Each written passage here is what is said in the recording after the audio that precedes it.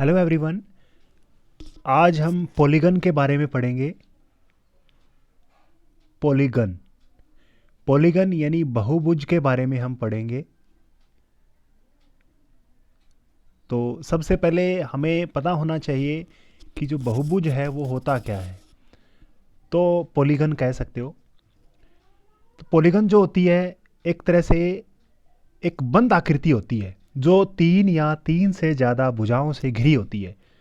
तो हम ये कह सकते हैं कि पॉलीगन बनने के लिए कम से कम तीन भुजाएं जरूरी होती है। तो सबसे पहला बहुभुज क्या होता है? त्रिभुज होता है। तीन भुजाओं से जो बनता है ट्रायंगल। ठीक है। तो पॉलीगन के बारे में कुछ इंफॉर्मेशन हम आज कलेक्ट करेंगे, यानी इसके एंगल के बारे में बात करेंगे, इसमें इनके विकर्ण यानी डायगनल्स के बारे में बात करेंगे। तो मैंने अभी आपको बताया कि सबसे छोटे से छोटा बहुभुज क्या होता है, एक बंद आकृति क्या होती है? त्रिभुज होती है। दो भुजाओं से कोई आकृति नहीं बनती, बंद आकृति। तो सबसे छोटी त्रिभुज होती है। तो बड़ी कितनी भी बना सकते हैं हम। तो ये चीज़ें हमें ध्यान रखनी है। अब दूसरी बात हम करते हैं कि जो एक मान लीजिए आपको क्या दिया हुआ है, एक छह भुजा वाली आकृति दी हुई है। 1 2 3 4 5 6 छह भुजा की आकृति है। छह भुजा है तो इसमें इसको क्या बोलेंगे? छह भुजाओं की जो आकृति होती है, मतलब बहुभुज हम बोलते हैं उसको। कौन सा बहुभुज होगा? समषटभुज कह सकते हो, षटभुज कह सकते हो, यानी छह भुजा है इसके अंदर। हेक्सागन कह सकते हो। हेक्सागन हम कह सकते हैं, इसके अंदर हेक्सागन है। तो यानी इसमें कितनी भुजाएं हैं? सारी छह भुजाएं हैं। मैं पूछूं आपसे कि अगर इनकी छह के छह एंगल्स का अंदर के जो कोण है, इनका कोणों का जोड़ कितना होगा? यही हमारा आज का टॉपिक है कि किसी त्रिभुज के अंतः कोणों का जोड़ ज्ञात करेंगे हम। कोई फॉर्मूला, अब त्रिभुज का तो फॉर्मूला आप सभी बता देंगे कि त्रिभुज के तीनों कोणों का जोड़ 180 होता है। चार भुजाओं का फॉर्मूला भी आप बता दोगे। चार भुजाओं से बनी आकृति होती है, चतुर्भुज होती है, उसके चारों कोणों का जोड़ 360 होता है। ये सभी बता देंगे। लेकिन मैं कहूं कि पांच भुजाओं की आकृति का कितना होगा, छह भुजाओं की आकृति का बंद जो आकृति है उसका अंतः कोणों का जोड़ कितना होगा, तो वो हमें पता होना चाहिए। तो कई बार पेपर में पूछ लेता है। तो इसके लिए फॉर्मूला मैं ड्रा कर रहा हूं। फॉर्मूला है n-2 मल्टीप्लाई 180 डिग्री, यानी n-2 गुणा में 180 डिग्री। ये हमारा किसी भी बहुभुज के अंतः कोणों का योग होता है। अंतः कोणों का योग, internal angle, sum of internal angle, यानी अंतः कोणों का योग, सम ऑफ इंटरनल एंगल। किसका? ऑफ अ पॉलीगन, किसी भी पॉलीगन का सम ऑफ इंटरनल एंगल कितना होगा? n-2 इंटू में 180 डिग्री, n-2 इंटू में 180 डिग्री। अब देखिए इसी फॉर्मूले से सारे निकाल सकते हैं। मान लीजिए कोई भी तीन साइड वाली भुजा है, उसके अंदर कोई आकृति है आपके पास, तो उसका फॉर्मूला बनाए। तो ये फॉर्मूला मैं लिख देता हूं एक बार फिर से, n-2 इंटू में 180 डिग्री। तो यहां पर तीन रखेंगे, यहां पर तीन में से दो गया एक गुना में 180। तो ये तो हमने पढ़ा ही, 180 डिग्री होते हैं। अब चार भुजाओं से आकृति बनती है, चार में से दो गया दो गुना में 180, कितना हो गया? 360 डिग्री, ये भी हमने पढ़ा है। पांच रखेंगे, पांच में से दो गया तीन गुना में 180, 540 आएगा। छह रखेंगे, छह में से दो गया चार गुना में 180, 720 आएगा। इस तरह से हम अंदर के कोणों का जोड़ ज्ञात कर सकते हैं। मतलब अंदर के जितने भी एंगल हैं उनके जोड़ ज्ञात कर सकते हैं किसी भी आकृति का जो पॉलीगन होगा, यानी जो समबहुभुज होगा। अब लेकिन इसमें क्या है, 180 से गुणा हो जाता है हमारा। मान लीजिए मैंने दे दिया कि एक बहुभुज है, उसके अंदर के कोणों का जोड़ 900 है। उसके अंदर कितनी भुजाएं हैं? भुजाएं कितनी है उसके अंदर? अब आपको यह ज्ञात करना है कि भुजाएं कितनी है। अब वैसे तो देखा जाए, आप 180 से इसको भाग दे दो, हमें पता है 5 पे कट जाएगा। 5 पे ये कट जाएगा, दो घटा दो इसमें से, मतलब 5 पे कट जाएगा। ये 5 में से दो घटाया हुआ है इसके अंदर से। तो देखो एक बार इसमें हम जो एक्चुअल में हमारा फॉर्मूला क्या है, हमारा फॉर्मूला था अंदर के एंगल का, ये था n-2 180 डिग्री, और मैंने क्या कितना दे दिया? 900 दे दिया, 900 डिग्री दे रखा है। n-2 गुणा में 180 है 900। अब 180 को मैंने अभी भाई भाग किया है 180। देखो मैंने आपको समझाना है कि 5 से यहाँ पर कट गया ये। अब ये 2 जो है इधर आ जाएगा, घटा हुआ है ना 2 n में से, ये इधर जाके प्लस का हो जाएगा। तो उसमें कितनी भुजाएं हैं? सारी 7 भुजाएं हैं, उसमें 7 भुजाएं हैं। तो इस तरह से हम अगर एंगल भी जोड़ भी दिया हो, हम उसके अंदर भुजाएं भी ज्ञात कर, उसको हम क्या बोलेंगे?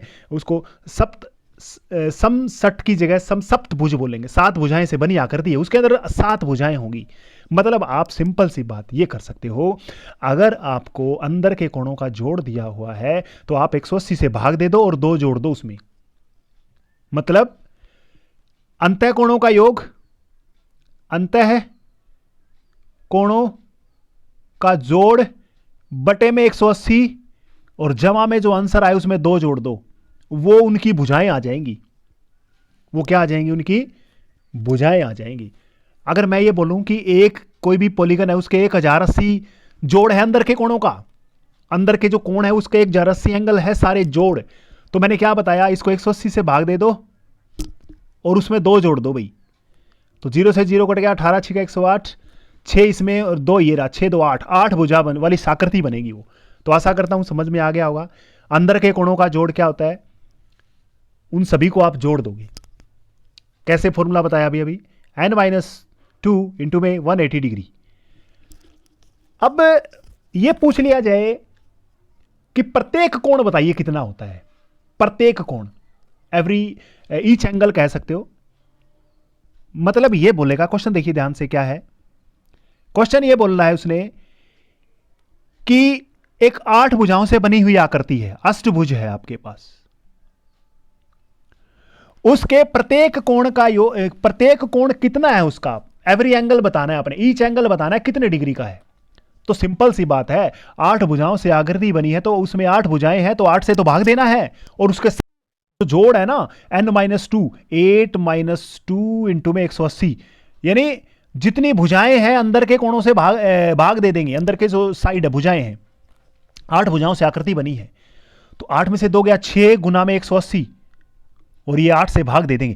क्योंकि देखो सिंपल सी बात है, अगर 8 भुजाओं से बनी है आकृति तो अंदर के कोणों का जोड़ जितना भी होगा उसको 8 से भाग कर देंगे, क्योंकि उसके अंदर 8 कोण बने होंगे। 3 भुजाओं से आकृति बनती है तो उसके अंदर 3 एंगल होते हैं, 4 भुजाओं से बनती है तो 4 एंगल होते हैं, 5 भुजाओं से बनती है तो 5 एंगल होते हैं। हमने बोला है पॉलीगन, पॉलीगन ऐसी आकृति होती है जिसकी सारी भुजाएं बराबर होती हैं, और भुजाएं अगर बराबर होती हैं तो उनके अंदर के कोण भी सभी बराबर होंगे। तो यानी 8 से भाग देना पड़ेगा। अंदर के जितने भी एंगल्स होंगे उनको जोड़ करके, यानी आपने सिंपल सी बात है लैंग्वेज में क्या करना है, सिंपल सी लैंग्वेज में करना है, जो भी आपका सम आएगा, जो जोड़ आएगा, उसको आप जितना भी हम जो भी भुजा है साइड से भाग दे देंगे। कितनी साइड है उसके अंदर? 8 भुजा है तो 8 से भाग दे देंगे, मतलब भुजा से भाग दे देंगे। जोड़ मान लो जितना भी 900 भुजा 900 आ गया, जो जितनी साइड है उसके अंदर। अब 900 हमने पढ़ा था 7 भुजाओं वाली आकृति है या कितने वाली आकृति है, उसी से हम भाग दे देंगे। 7 की है, 6 की है, 5 की है, तो यानी उसी से हम भाग दे देंगे तो हमारा प्रत्येक एंगल आ जाएगा, एवरी एंगल आ जाएगा, ईच एंगल आ जाएगा। तो आशा करता हूं समझ में आ गया होगा। इसके बाद में हमने करना है प्रत्येक एंगल, हमने क्या कर लिया है, अंतः कोणों का योग,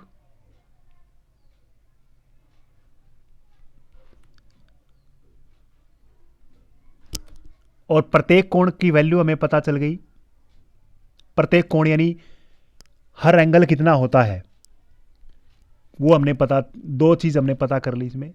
अब तीसरी बात जो याद करनी है, कोई भी आपके पास पॉलीगन है, कोई भी बहुभुज है, उसके बाह्य कोणों का योग कितना होता है? बाह्य कोणों का योग, किसी भी बहुभुज के बाह्य कोणों का योग एक ही अनुसार है इसका, 360 डिग्री। चाहे उसके अंदर 8 भुजाएं हो, चाहे उसके अंदर 7 भुजाएं हो, तो इसका आंसर सिर्फ क्या है?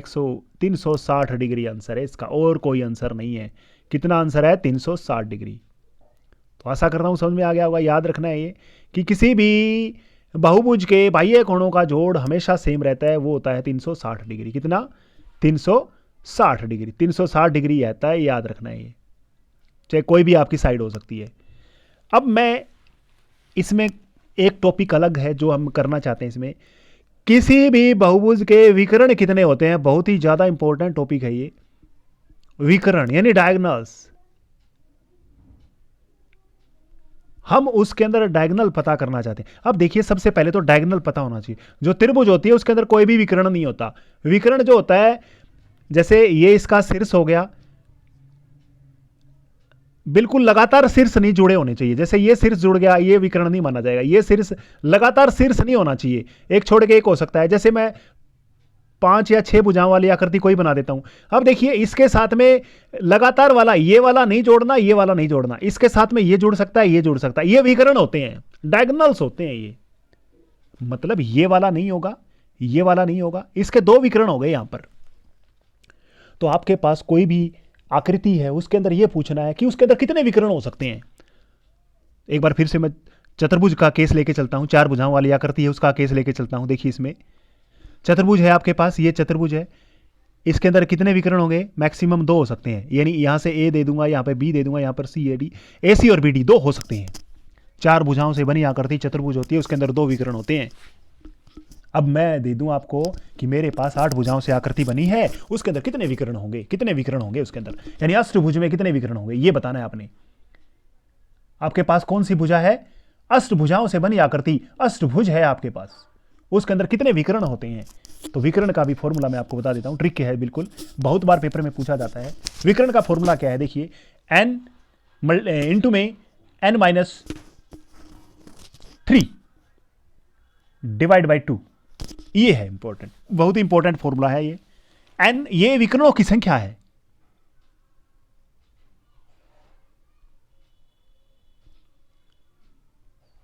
विकर्णों की संख्या है ये। किसी भी एक तरह से बहुभुज में ये विकर्णों की संख्या है, याद रखना है इसको। ये विकर्णों की संख्या है n इंटू में n-3 मल्टीप्लाई डिवाइड बाई 2। तो मैंने अभी लिखा है जो फॉर्मूला, दोबारा से लिख देते हैं। n इंटू में n-3 डिवाइड बाई 2। दोबारा से देख लेते हैं एक बार। n मल्टीप्लाई n इंटू में n-3 डिवाइड बाई 2। अब इसका फॉर्मूला, इसको सिद्ध करके देखते हैं। 4 भुजाओं से बनी आकृति होती है। देखो 3 भुजाएं हम इसके अंदर रख देते हैं, 3 भुजाएं रख देते हैं। 3 गुणा में 3-3 डिवाइड बाई 2। 3 में से 3 गया 0, 3 गुणा में 0 तो 0, यानी कोई नहीं होगा उसमें, कोई विकर्ण नहीं होता 3 भुजाओं से बनी आकृति में। तो सही है मतलब। अब 4 भुजाओं से जो बनी आकृति उसके अंदर पुट करके देख लेते हैं। इसमें 4 रख दिया हमने, 4-3 डिवाइड में 2, तो 4 में से 3 गया 1, 4 गुना में 1 भाग में 2 कर दिया तो 2 आ गया इसका आंसर। 2 दूनी 4, 2 से कट गया 2 एकम 2, 2 विकर्ण, 2 विकर्ण होंगे। अगर आपके पास 5 भुजाओं से बनी आकृति है, उसके अंदर 5 -3 भाग में 2, 5 में से 3 गया 2, 2 से 2 कैंसल, तो 5 विकर्ण होंगे। 5 भुजाओं से बनी आकृति में 5 होंगे। देखो 5 भुजाओं से बनी आकृति में 5 होंगे, 4 वाली में 2 मिले थे। अब मैं कर देता हूं 8 भुजाओं से बनी आकृति। 8 -3 डिवाइड में 2 कर देंगे, भाग में 2 कर देंगे। 8 ये ऊपर पड़ा हुआ है, 8 में से 3 गया, 5 बच गए, तो इसमें 20 विकर्ण होंगे। 4 पंजे 20 विकर्ण होंगे। तो भाई ये मतलब इजी सा क्वेश्चन कई बार पूछ लेता है। ये विकर्णों की संख्या हमें पता होना चाहिए। तो हमने आज जो करा है, देखिए एक बार दोबारा से इसको रिवाइज कर लेते हैं। हमने क्या किया है? हमने किया है अंतःकोणों का योग कर लिया, किसी भी बहुभुज के बाह्य कोणों का योग कर लिया, और क्या होता है प्रत्येक एंगल हमने अंतःकोण कह सकते हैं, प्रत्येक अंतःकोण का मान कितना है वो कर लिया, और विकर्णों की संख्या हमने कर लिया। ये विकर्णों की संख्या हमने कर ली। ये 3-4 टॉपिक है, बहुत ही ट्रिक के हिसाब से मैंने आपको बताए हैं। तो एक बार फिर से मैं इसको मेंशन कर देता हूं। अंतःकोणों का जोड़ जो होता है वो हमेशा n-2 मल्टीप्लाई 180 डिग्री, ये पहला फॉर्मूला हमने बताया था। और दूसरा फॉर्मूला बताया था मैंने, जो बाह्य कोणों का जोड़ हमेशा 360 होता है, ये बाह्य कोण होते हैं। ऊपर वाला अंतःकोण था। और विकर्ण का फॉर्मूला मैंने बताया है n-3 भाग में कर देंगे n इंटू n-3 डिवाइड में 2। तो ये 3 फॉर्मूले, 3 चीज़ें बहुत ही ज़्यादा इंपॉर्टेंट थी। Thank you. इतना ही करेंगे, और आगे इसी तरह से शॉर्ट ट्रिक के माध्यम से और इसी तरह के क्वेश्चन होते रहेंगे। आगे और जानकारी को प्राप्त करने के लिए आप इस चैनल को सब्सक्राइब कर सकते हैं। Thank you.